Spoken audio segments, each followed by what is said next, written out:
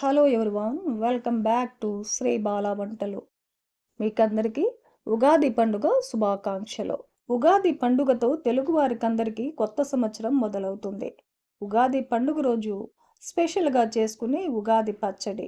ఉగాది పండుగ క్షేత్రమాసంలో వస్తుంది. కొత్త చింతపండు, కొత్త బెల్లం, వేప పూత, మామిడి పిందులు ఇవన్నీ కూడా మొదలవుతాయి.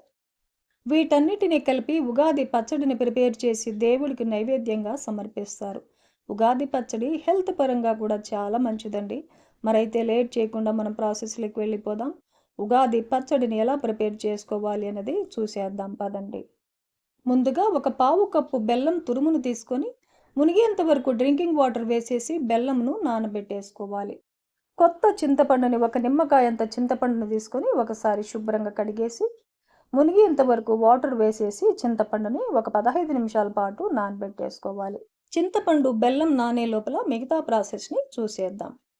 వేప పువ్వును తెచ్చేసుకొని శుభ్రంగా కడిగేసి పుల్లలు విత్తనాలు లేకుండా ఇలా వేప పువ్వును తీసి పెట్టేసుకోవాలి. ఒక బౌల్ పెట్టేసుకొని లేత మామిడికాయని తెచ్చేసుకొని శుభ్రంగా కడిగేసి పైన స్కిన్ తీసి ఇలా చిన్న చిన్న పీసెస్గా కట్ చేసి ఒక హాఫ్ కప్పు మామిడికాయ ముక్కల్ని వేసేసుకుందాం. ఒక 2-3 టేబుల్ స్పూన్లమైన పుట్నాల పప్పును వేసేసుకుందాం. 4 టేబుల్ స్పూన్లమైన పచ్చి కొబ్బరిని ఇలా చిన్న చిన్న పీసెస్గా కట్ చేసి వేసేసుకోవాలి.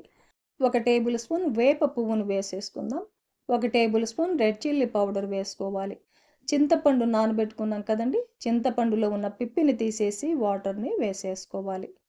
ఒక హాఫ్ కప్పు అరటి పండుని ఇలా రౌండ్ షేప్లో కట్ చేసి వేసేసుకోవాలి. బెల్లం నానబెట్టుకున్నాం కదండి, ఆ వాటర్ని వేసేసుకోవాలి. 1 టేబుల్ స్పూన్ సాల్ట్ను వేసేసుకుందాం. ఈ మొత్తాన్ని ఇప్పుడు బాగా కలిపేసుకోవాలి.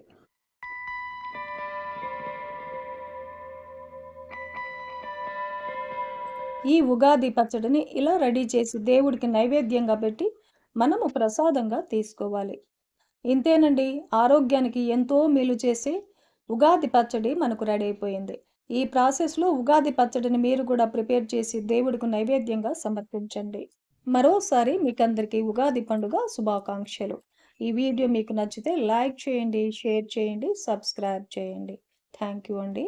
Thanks for watching.